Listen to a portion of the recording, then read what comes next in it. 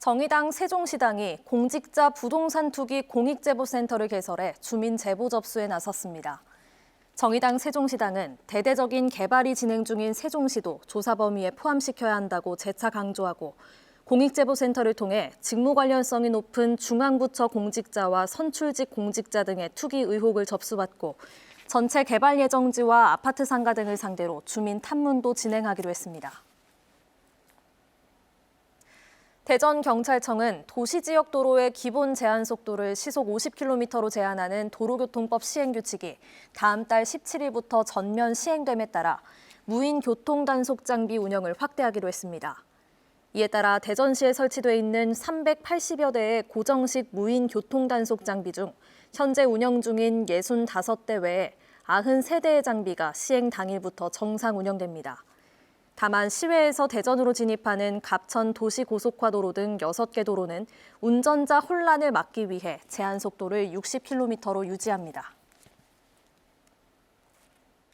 코로나19에 감염된 뒤 역학조사 과정에서 방문 판매 업체에 다녀온 사실을 숨긴 50대에게 벌금형이 선고됐습니다. 대전지법 형사 5단독 박준범 판사는 감염병 예방법 위반 혐의로 기소된 51살 박모 씨에게 벌금 1,000만 원을 선고했습니다. 박 씨는 지난해 6월 대전에서 코로나19 확진 판정을 받았습니다. 국민의힘 세종시당이 이태환 세종시의회 의장과 김원식 의원의 부동산 투기 의혹과 관련해 공익감사를 청구했습니다. 국민의힘 세종시당은 이들이 각각 어머니와 부인 명의로 조치연읍 토지를 매입한 뒤 도로 포장 예산을 편성해 부동산 투기 의혹을 받고 있다며 도로 개설과 예산 편성 담당 부서 등에 대한 감사를 청구했다고 밝혔습니다. 이어 LH 직원들의 투기 의혹으로 국민적 공분이 높은 만큼 신속한 감사가 필요하다고 강조했습니다. 최근 LH 직원들의 신도시 땅 투기 의혹과 관련해 양승조 충남지사가 충청남도 공무원들의 땅 투기 여부에 대한 선제 조사를 지시했습니다. 양 지사는 오늘 열린 실구원장 회의에서 내부 정보를 이용한 공무원들의 부동산 취득과 개발 예정 지역 사전 정보 입수를 통한 부동산 거래 등 땅 투기 여부에 대한 철저한 조사를 지시했습니다. 이어 이번 사태를 공직사회의 청년 문화와 윤리의식을 높여가는 기회로 삼아야 한다고 강조했습니다.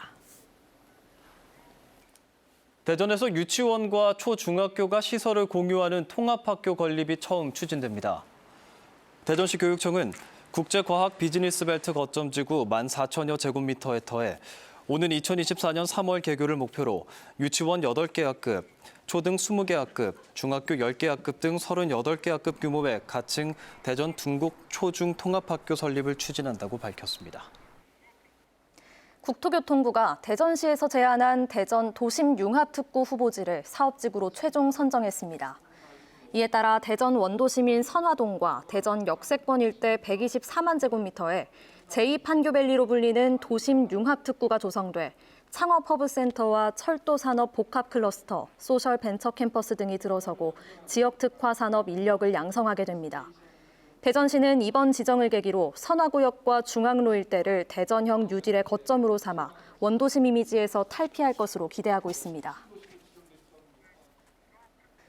태안군 근흥면 주민들이 국방과학연구소 안흥시험장의 소음 피해 등에 대한 대책 마련을 촉구했습니다. 태안군 근흥면 20개 마을 주민들은 오늘 국방과학연구소 안흥시험장 앞에서 집회를 열고 지난 40년 동안 포 사격 등으로 인한 소음과 진동 피해를 호소하고 대책 마련과 피해 보상 방안, 국방장관과의 면담 등을 요구했습니다. 천안시는 아파트 청약때 적용하는 지역 거주자 우선 공급 대상 거주 기간 기준을 기존 6개월에서 1년으로 늘리기로 했습니다. 천안시는 외부 투기 수요를 차단해 청약 과열과 주택 가격 급등을 막고 천안 주택 분양 시장을 안정시키기 위해 이 같은 조치를 했다고 밝혔습니다. 이에 따라 앞으로 천안에서 공급되는 공동주택 청약 때 1순위 조건을 충족하려면 1년 이상 천안에 거주해야 합니다. 대전 역세권 재정비 촉진 사업이 지방재정중앙투자심사를 통과했습니다. 대전시는 이번 심사에서 도서관과 생활편의시설 등 사업 공공성 강화 방안을 마련하고 중기 지방재정계획을 수정하는 조건으로 통과됐다고 밝혔습니다. 대전 역세권 사업은 오는 2025년까지 4,155억 건이 투입돼 대전역 일대 92만여 제곱미터 부지에 주거와 상업, 문화 등 복합적인 도시 기반 시설을 조성하는 것입니다. 네, 이런 가운데 대전과 충남경찰청이 공무원과 공공기관 임직원들의 부동산 투기 범죄를 전담하는 수사팀을 편성했습니다.